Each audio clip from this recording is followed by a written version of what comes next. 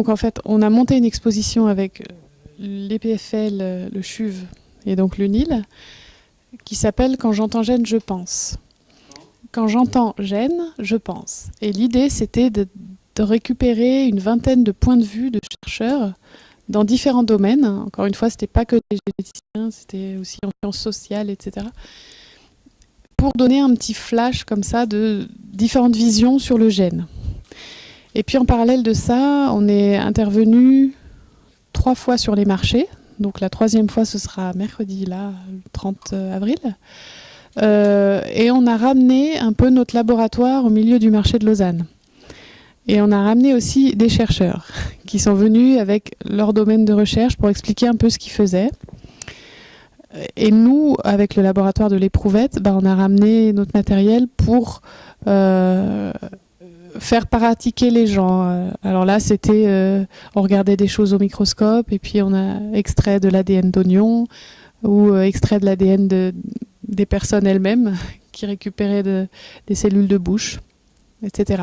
Donc la plupart des gens qu'on a eu, il y a eu plein de choses différentes. Des gens qui ont envie qui sont très curieux et qui étaient attirés par le matériel qu'on avait, puis avaient envie de comprendre ce que c'était cet ADN, comment faire apparaître l'ADN d'oignon, et puis à quoi ça sert et comment ça se fait, puis qu'est-ce qu'on en fait une fois qu'on a de l'ADN, qu'est-ce qu'on peut en faire, comment on peut l'analyser.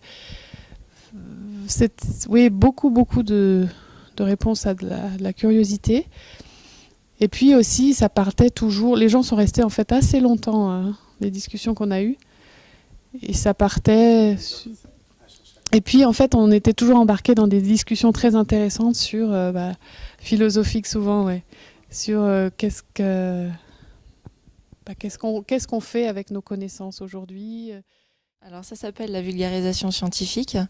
Pourquoi est-ce que l'université a la volonté de faire ça, d'ouvrir ses portes aux gens qui ne sont pas des scientifiques? C'est d'une part parce que l'université estime en fait que la population a aussi peut-être un avis à donner sur ce qui se fait dans les laboratoires, étant donné que c'est elle qui finance en fait les recherches qui sont à l'université de Lausanne.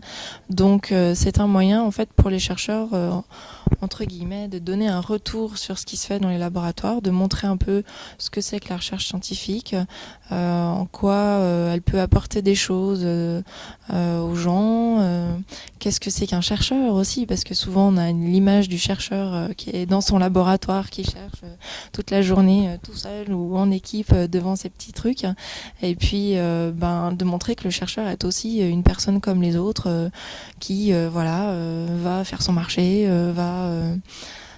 peut discuter de la Star Academy, c'est que le chercheur est un être accessible et n'est pas seulement perdu dans ses recherches.